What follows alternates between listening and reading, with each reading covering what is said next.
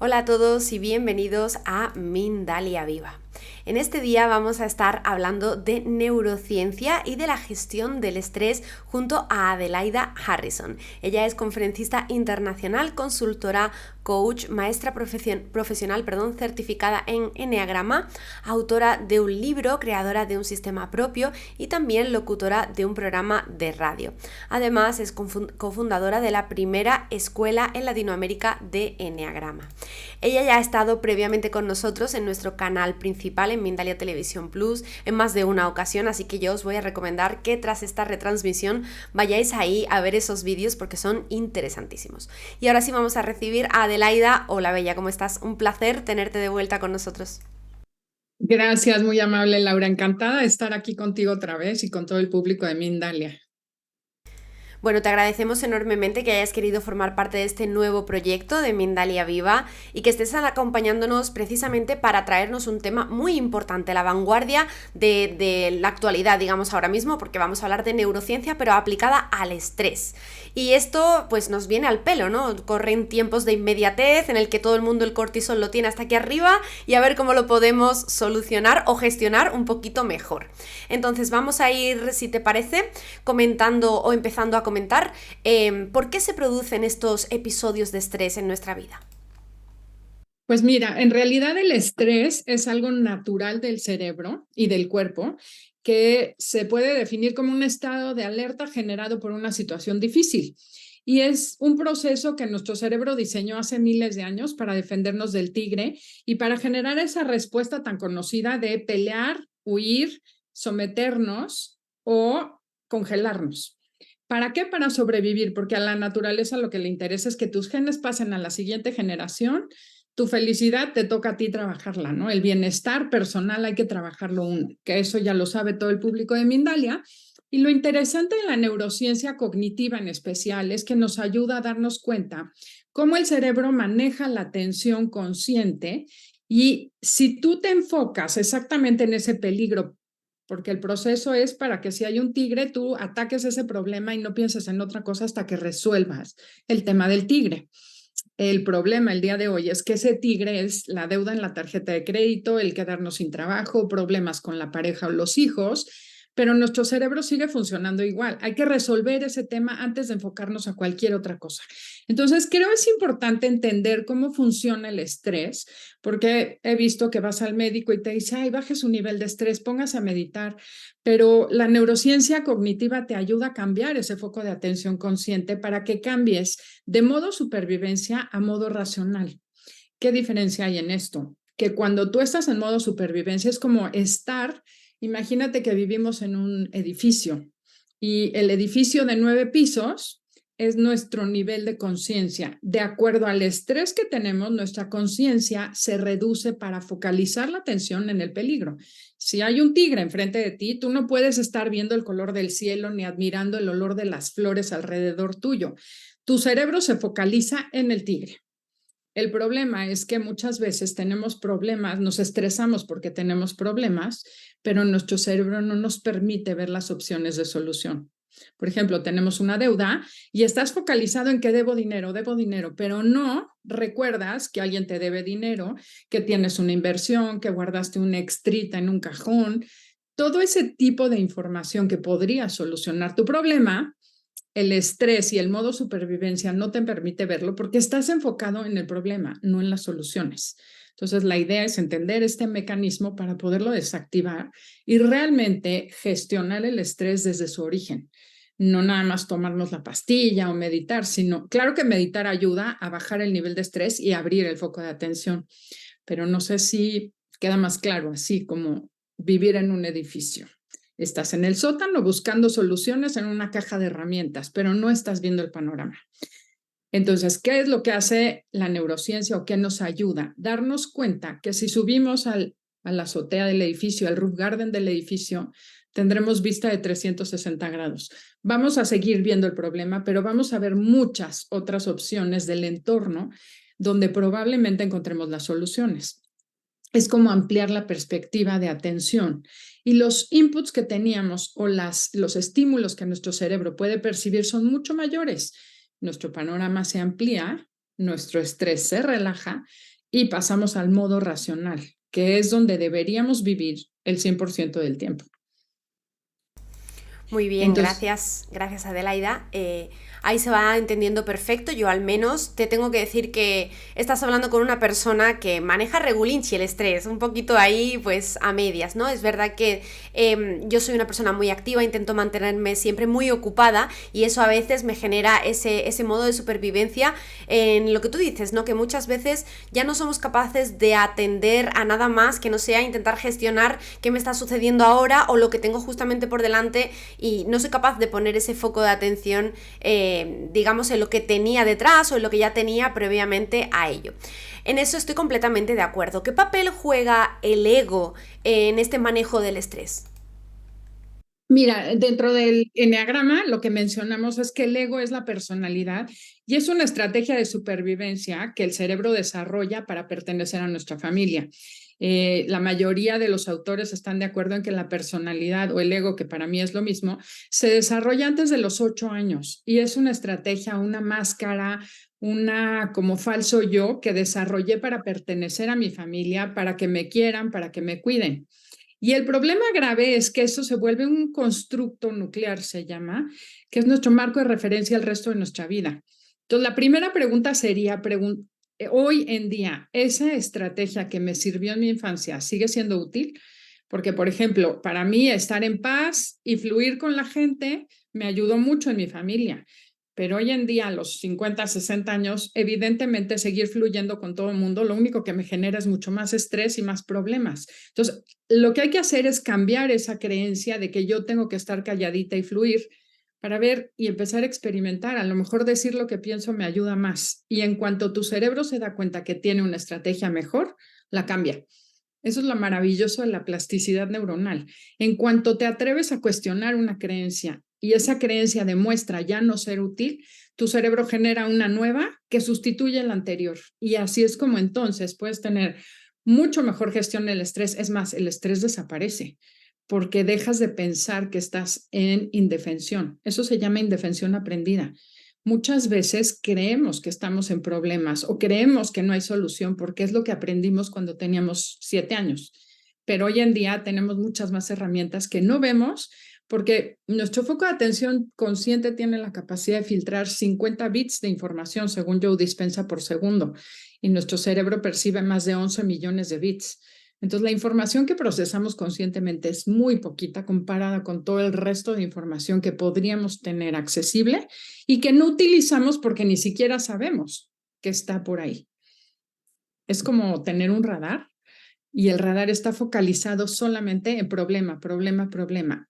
Y lo del estrés obviamente genera, o sea, el estrés es un mecanismo del sistema parasimpático que lo que hace es aumentar el nivel de presión en la sangre, te aumenta el azúcar para que puedas usar los músculos, tengan suficiente fuerza para pelear, para huir, para luchar.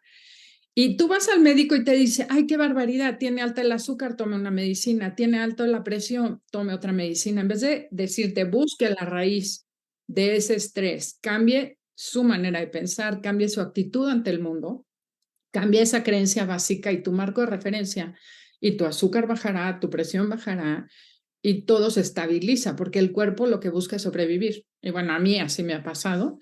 Y por eso me gusta compartir esta idea de cambiar de raíz las creencias que traemos desde niños y cambiar esa programación realmente cambia tu actitud ante la vida y te da una perspectiva diferente y entonces sí, reduces el estrés de manera significativa y definitiva.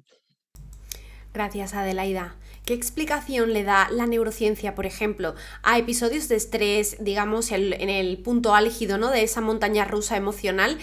Por ejemplo, un ataque de ansiedad o un ataque de pánico, ¿no?, que es cuando ya estamos sin poder manejar muy bien ese estrés, esas emociones, todo lo que está sucediendo a nuestro alrededor y de repente a mí me sucede, por ejemplo, que el día que estoy más tranquila es cuando de repente mi cuerpo dice pico arriba, y ahí de repente aparece ese punto de ansiedad, y no necesariamente, ¿no? Como la ansiedad la gente la interpreta como, bueno, como estar nervioso, no necesariamente así como tal, sino sentir que de repente estás inquieto en un lugar, que te estás sintiendo mal por no hacer nada en un día a lo mejor que tienes para descansar, el único día. Entonces ahí como se genera un malestar, ¿no? Que provoca esa ansiedad, que provoca también en algunos casos, por ejemplo, como el mío, en que mi respiración se viene un poco más arriba, ¿no? De lo normal. ¿Y por qué se produciría esto según la neurociencia? Fíjate que es muy curioso. Hay una cosa que Antonio Damasio llama marcador somático. Son marcadores en el cuerpo que cuando sucede algo, por ejemplo, tú estás muy tranquila, no tienes problemas y tu cerebro se pone en alerta sin razón aparente. Pero es que tu cerebro recuerda que en algún momento estuviste desprevenida y algo sucedió que te puso en un estrés máximo. Para tu cerebro está relacionado el estar relajada con un peligro inminente. O sea, en este momento que estoy descuidada, va a venir una cosa terrible y entonces se activa ese parasimpático y dices que ahorita es el momento en que voy a sentirme atacada, que alguna mala noticia llegará. Entonces son esa serie de circunstancias que al final están asociadas a la creencia de que si me relajo y me descuido, me van a tomar por sorpresa y algo grave va a pasarme. Esa es la creencia que hay que cambiar. Empezar a buscar evidencia suficiente que hoy en día a lo mejor ya no te va a suceder. Lo ideal es encontrar ese momento en tu vida que te traumatizó, donde tú realmente estabas relajada y que probablemente fue en la infancia y que generó, si me descuido, me atacan. Y si tú encuentras ese episodio en tu subconsciente, que se puede hacer a través de la hipnosis ericksoniana y muchas técnicas hay para encontrar ese momento que viviste probablemente en soledad e indefensión, porque realmente a los 7, 8 años en la infancia somos indefensos, encuentras ese momento en tu subconsciente, lo transformas, le das una salida diferente y nuestro cerebro es como un archivo de computadora. Cambia el programa, cambia la solución, porque ya tu cerebro sabe que no siempre es riesgoso estar relajada. Y eso es lo que hace que ya no tengas esos eventos de pánico cuando menos tienen sentido. Porque cuando estás en estrés, estás listo para el peligro. Lo que tu cerebro no sabe es que, o cree, es que no puedo relajarme porque entonces es cuando viene algo grave. No sé si te haga sentido este tema. Muchísimo, muchísimo sentido. Me gustaría saber también, decías que estos son patrones, ¿no? Que adquirimos en la edad de 7, 8 años cuando somos muy pequeñitos. ¿Puede ser que estos patrones también los traigamos a nivel transgeneracional, es decir, de nuestras generaciones previas, o esto no sucede? Claro, se llaman memorias ancestrales que están guardadas en el DNA. Por ejemplo, ver un tigre te pone en un estado de alerta. Hay gente que tiene miedo a las arañas. Hay un miedo muy curioso a caernos.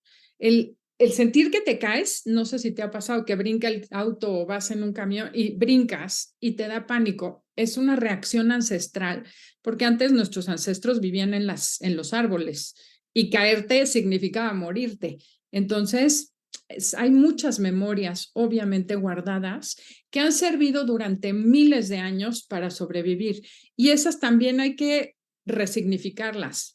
Por ejemplo, en el caso de las mujeres, callarse y someterse funcionó muchos, muchos siglos y es una de las cosas que han tenido que ir cambiando en el cerebro ancestral hoy en día, porque hoy en día no necesitas someterte necesariamente para sobrevivir, cosa que nuestras tatarabuelas sí tenían que hacer porque no tenían manera de salir adelante si no era junto a un hombre. Entonces, cambiar esa creencia hace que el cerebro no se active el modo supervivencia y entonces que tengas opción de hacer cosas diferentes. Qué bueno, me encanta que hayas traído este tema justo a este punto. El otro día veía yo un vídeo relacionado con los celos y precisamente decía esto, que los celos eran una forma de supervivencia, porque si de repente tu pareja masculina, digamos, estaba poniéndole, ¿no?, la atención y estaba de alguna forma con varias parejas sexuales dividido, tu supervivencia ahí peligraba, ¿no?, como mujer. Entonces ahí nacían los celos precisamente de la monogamia, ¿no?, lo que podríamos llamar como una relación monógama que venía justamente de eso, ¿no? De las primeras tribus indígenas que intentaban pues justamente llevar a cabo esta forma, digamos, de familia, ¿no? Este modo familiar. Bueno, vamos a ir entonces un poco al grano de la neurociencia y quiero compartir contigo justamente esto porque nos gustaría que nos dieras un consejo o algunos tips, si los tienes, para mejorar un poco este momento de estrés y focalizarnos en esa atención consciente que es la que nos trae de vuelta a la calma y de vuelta a nosotros. Mira, lo primero que hay que hacer es preguntarle al cerebro. El cerebro es como una computadora. Si tú a la computadora le das una orden, va a obedecerla. Si tú estás pensando, esto es peligroso, no voy a poder, no sé cómo enfrentarlo, tu cerebro solamente te obedecerá. Pero si tú le haces una pregunta al cerebro, ¿cómo? ¿De qué otra manera puedo mirar esto? ¿Hay alguna solución que no he podido ver? Seguramente hay algo diferente que no he visto. ¿Qué otra perspectiva puedo darle? Tu cerebro automáticamente se pondrá a trabajar para darte la solución y saldrá del inconsciente o de tu subconsciente esas memorias ancestrales o esas memorias pasadas de soluciones que en este momento no estás viendo porque estás muy focalizada. Entonces, lo primero que diría yo es pregúntate, ¿de qué otra manera puedes mirar esto? ¿Cuántas veces no te pasa que estás con alguien, no llega a tiempo y tú das por hecho que no le importas, que no quieres? Tu cerebro necesita resolver. Y esa persona cuando llega te dice, me he quedado sin pila, no te pude avisar que llegaba tarde, discúlpame. La historia es totalmente diferente, pero nuestro cerebro toma decisiones basada en su historia pasada. Entonces, lo primero es preguntar, ¿qué otra cosa puedo ver? Una vez que ya te preguntaste, la segunda cosa que haría yo cuando tienes una sensación de angustia, de impotencia, es desmenuzar como si fuera pollo los problemas, la sensación de estrés enorme y dividirlo en pedacitos. Y tercer punto sería hacer un plan de acción. Cuando el cerebro tiene planes de acción, su estrés se reduce enormemente. Por ejemplo, cuando tenemos una deuda, eso lo aprendí en un taller de finanzas. Si tú tienes una deuda enorme en una tarjeta de crédito o no has podido pagar algo que tienes que pagar, lo primero que tienes que hacer es una intención de terminar con ese problema, porque si tú no haces algo, tu cerebro sigue como con una nube negra flotando que no sabe dimensionar. Una vez que aterrizas eso, supongamos la deuda, debo tanto dinero, perfecto. ¿Cuánto puedo pagar por semana? ¿Cuánto puedo generar más? ¿De qué otra manera puedo yo hacer más? Generar más dinero y en cuánto tiempo puedo pagar. Busco a la persona o a la institución y le digo, oye, te pagaré así, así, así. Esa ya es una orden para mi cerebro. Y tu cerebro se va a enfocar en lograr cambiar esa actitud. Pero si estamos con el problema y estamos con la situación y no la dimensionamos, no la escribimos, no la aterrizamos, es como algo tan incierto y tan grande que nuestro cerebro no sabe gestionarlo. Entonces, mientras más concreto, más fácil de gestionar. Entonces, te resumo rápido. Primero es hacer una pregunta. ¿De qué otra manera puedo ver esta situación? Ya que vimos otros panoramas, otras perspectivas, incluso sirve poner dos sillas. En una silla te sientas tú y le cuentas a la silla vacía tu problema. Y luego te pasas a la silla vacía y haces como que te estás contestando desde un lugar diferente. Eso es lo primero. Dos, tratar de desmenuzar ese problema enorme que vemos gigantesco y ver cómo se puede dividir y empezar. Lo primero que tengo que hacer es esto y hacer un plan de acción. Primero esto, segundo esto, tercero este paso. Y eso le da al cerebro una tranquilidad para ponerse a trabajar. Lo que estamos haciendo es pasar del cerebro reptiliano al cerebro racional, que es el modo funcional y tiene mucho que ver con los sistemas parasimpático y simpático. Entonces, en la medida que puedes tú pasarte del cerebro del miedo a la tranquilidad, que es el cerebro neocórtex, empiezas a conectar todas las áreas cerebrales racionales que son las que te van a ayudar a encontrar la solución. Pero lo más importante es darte cuenta que estás en estado de estrés, darte cuenta que tú eres mucho más que tu estrés. En el eneagrama decimos que el ego o la personalidad es el mecanismo, es el piloto automático que toma el control de tu vida cuando tú no puedes hacerte cargo de ella. Pero al ego hay que decirle, ahora me hago cargo yo. Y entonces saber que tienes una esencia un ser único y irrepetible dentro de ti, que realmente es lo valioso del ser humano y que es el que debe tomar el control. Entonces, saber que existen estos dos modos de funcionar y tener el deseo de conocerte cada día, observar tus reacciones sin juicio, sin crítica, vas a ir desarrollando lo que llamamos el observador interno. Y entonces cada día te darás cuenta más rápido y de manera más fácil qué es lo que tienes que cambiar, hasta que llega un momento en que vives casi todo el tiempo en modo funcional y el modo supervivencia se detona muy poco. Entonces, va poco a poco, todo es autoconocimiento, autoobservación y autocuestionamiento. Creo que son los 3 tips que te daría. Muchísimas gracias por la información aportada, Adelaida. Y bueno, no sé si te gustaría aportarnos algo más para concluir esta entrevista hablando de neurociencia, que ha sido interesantísima y seguro que toda la gente que nos acompaña en esta retransmisión está de acuerdo conmigo en ello. Pues mira, mil gracias. Realmente lo que me gustaría decirles es que todo esto es resultado de mi historia de vida. O sea, en mí lo he visto. No comparto más que lo que es mi experiencia. Yo vivía con la sensación de que no iba a poder salir adelante, de que qué miedo que mi esposo se fuera, qué miedo que mis hijos salieran, porque realmente no veía más allá de esa sensación de indefensión.